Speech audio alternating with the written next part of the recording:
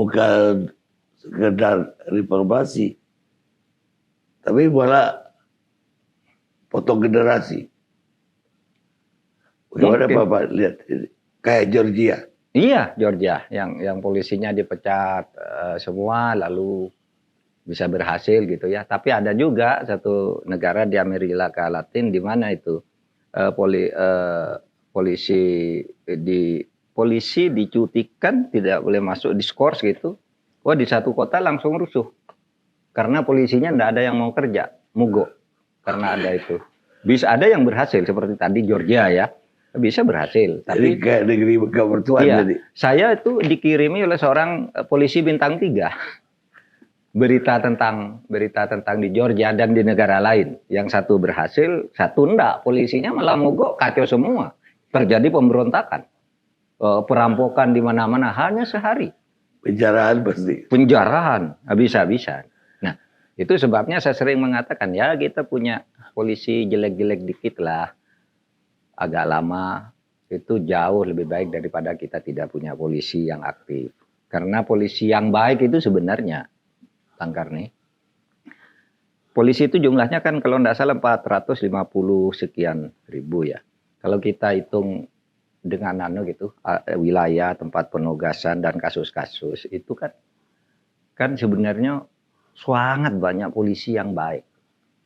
Ada yang karena terpaksa dia diam agar selamat, tapi tidak melakukan apapun. Ada yang juga yang tidak punya risiko apa-apa, membantu rakyat kecil juga banyak.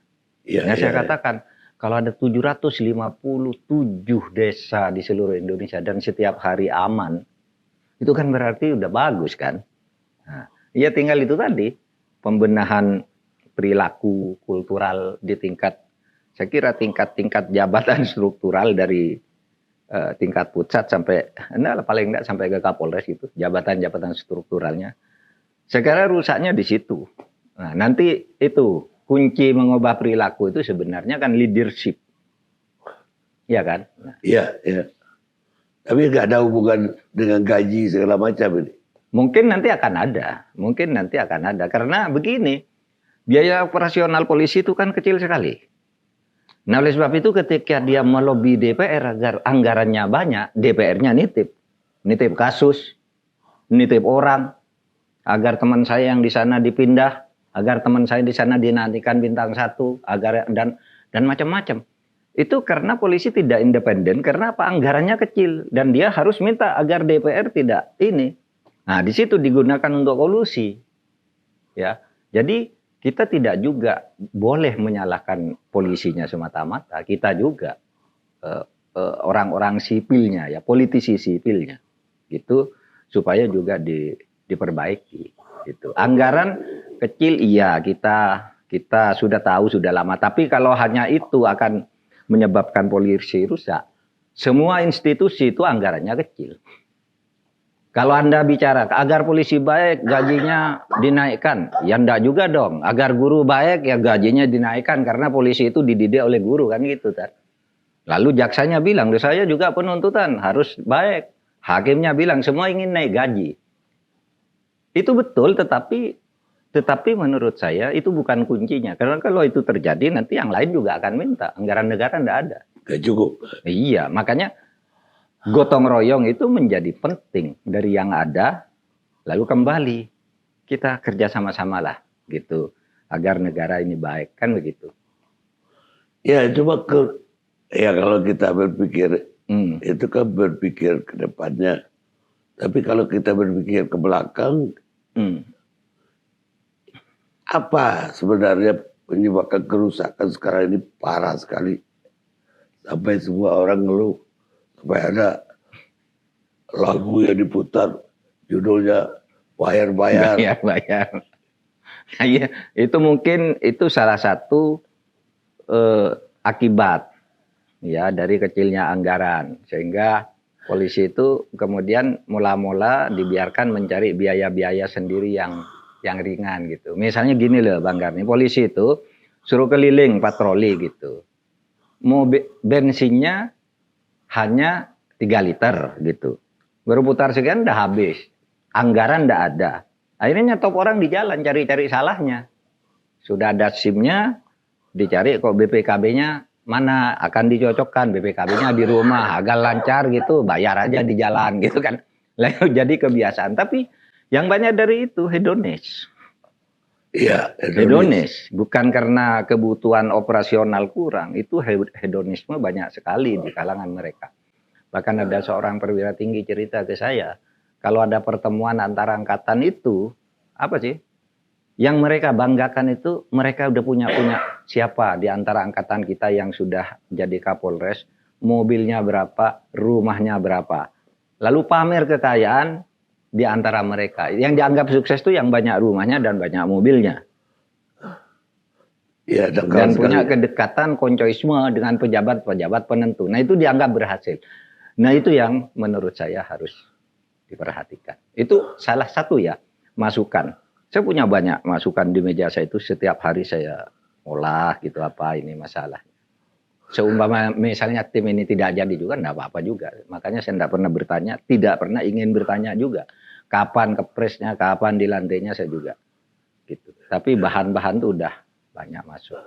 Ya kita harapkan kalau nggak jadi buku itu Pak.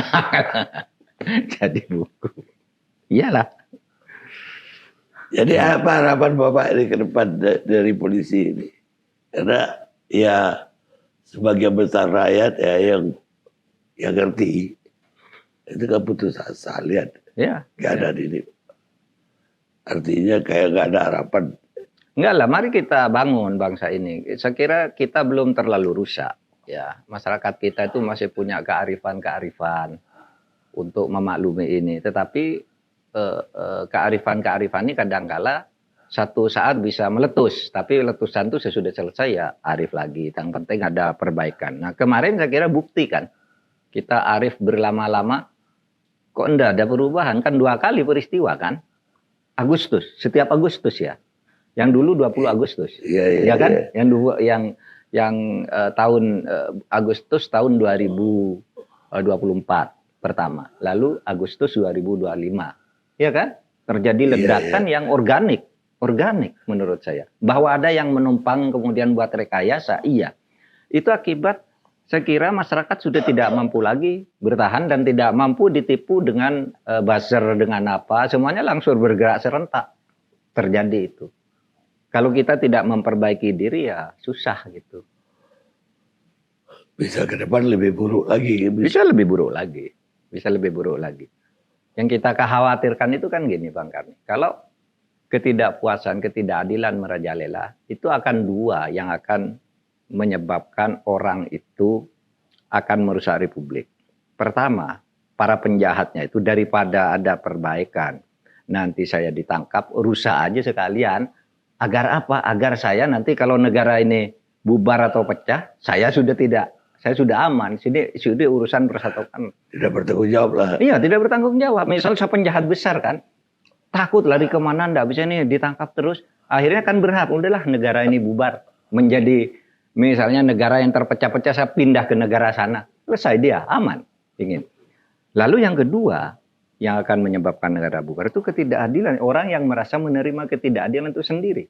Loh kalau saya seperti ini, buat apa sih ikut pemerintah? Kan gitu orang pada akhirnya. Sehingga itu juga potensial, yang kan dulu pernah di awal-awal reformasi, udahlah jangan ikut-ikut pemerintah pusat.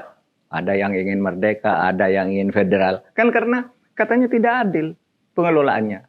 Nah ini yang menurut saya harus kita Ya sekarang pun lakukan. masih ada bibit-bibit itu. Bibit-bibit itu ada dan itu tinggal disiram aja kan. Tinggal disiram.